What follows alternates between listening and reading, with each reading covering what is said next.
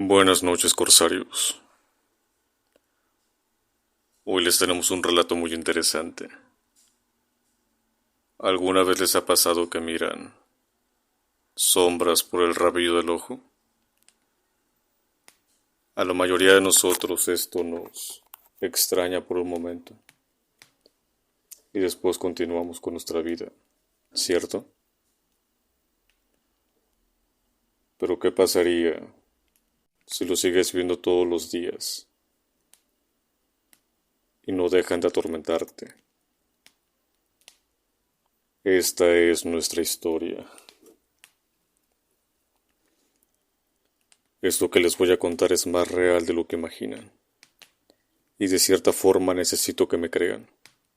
Sé que no estoy loca, y mi Dios Padre me defenderá. Esto que estoy experimentando me tiene al borde de la locura.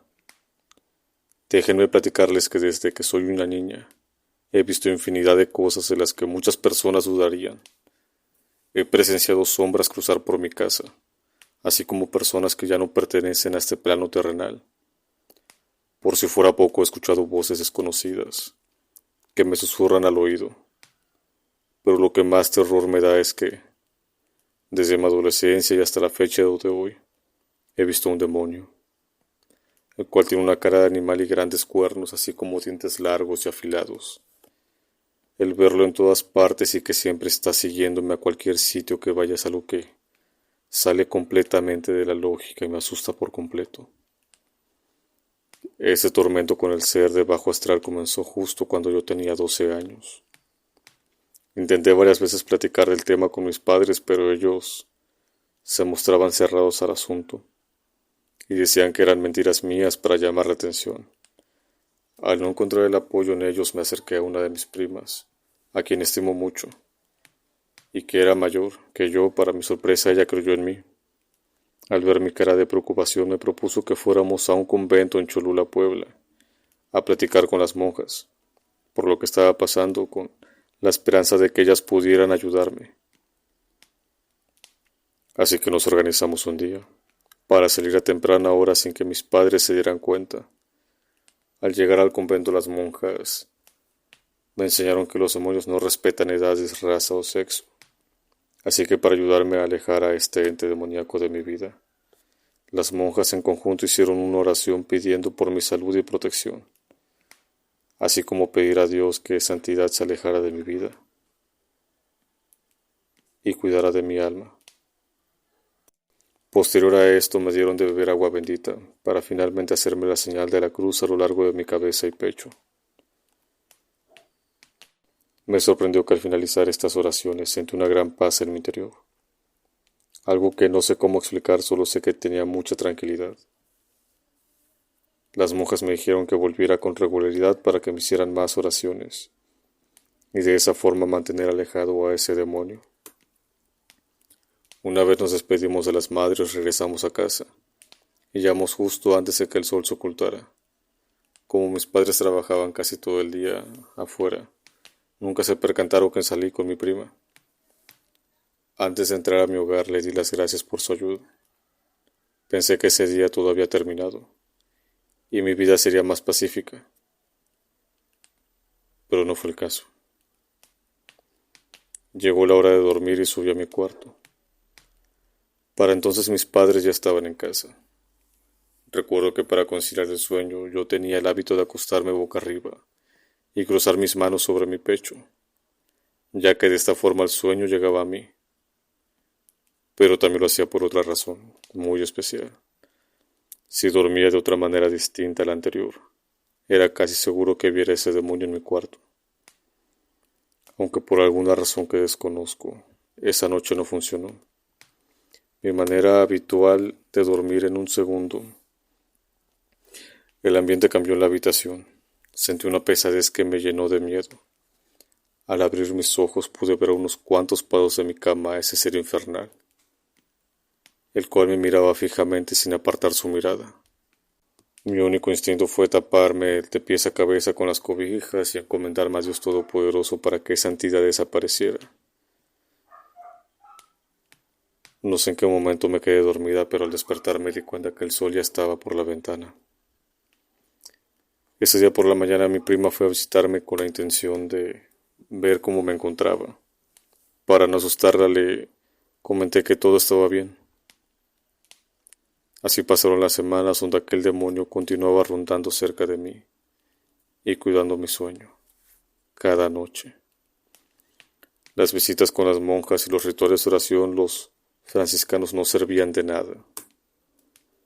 Parecía imposible. Creí que sería imposible dejar a ese demonio de mi vida. Poco después ya no solo veía a este demonio por las noches y en mi cuarto, sino que también lo observé en varias partes de la casa. Era como si ya viviera con nosotros. Inquieta por esta experiencia tan horrenda, tomé la decisión de platicar de nuevo con mis padres. Desgraciadamente, ellos se negaban a creerme.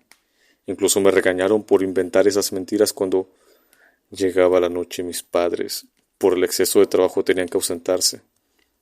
Yo corría a mi cuarto y me metía debajo de las cobijas. Me daba terror ver al demonio y más aún estando sola.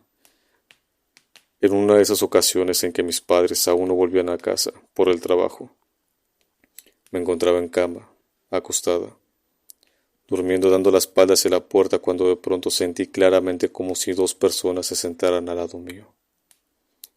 Incluso sentí como el peso de ambos hundió el colchón.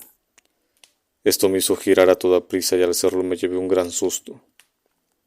Eran dos hombres. Uno vestía completamente de negro.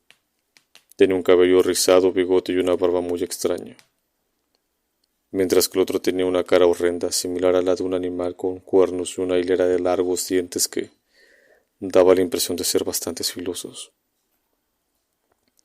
Este último demonio me tocó el cabello y se acercó a mi oído con la intención de mencionar unas palabras, mas no dijo nada.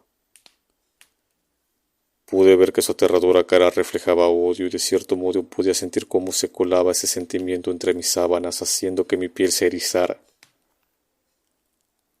La verdad, no hice intentos por levantarme. Pensé que ahí moriría. Por tal motivo le encomendé a Dios mi alma para que no la devorara ese ser demoníaco. No sé cuánto tiempo duró todo esto, pero les juro por Dios que lo único que recuerdo fue que al final ese demonio me sacudió el cuerpo y llegó a mí un asqueroso olor a podrido que me provocó náuseas. Gracias a Dios, así como aparecieron de la nada, se desvanecieron. Aunque no fue la única ocasión que me sucedió esto.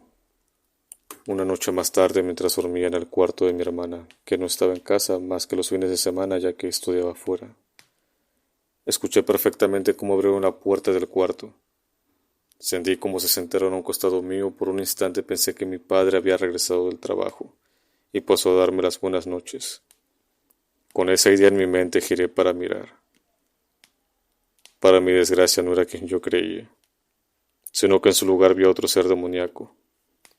Este llevaba puesto un traje de color rojo con varios botones a lo largo de su pecho. Al mirar su cara detenidamente me di cuenta que era horrenda. Sus rasgos faciales no eran las de un ser humano. Tenía algunas características similares a las de un venado o cabra.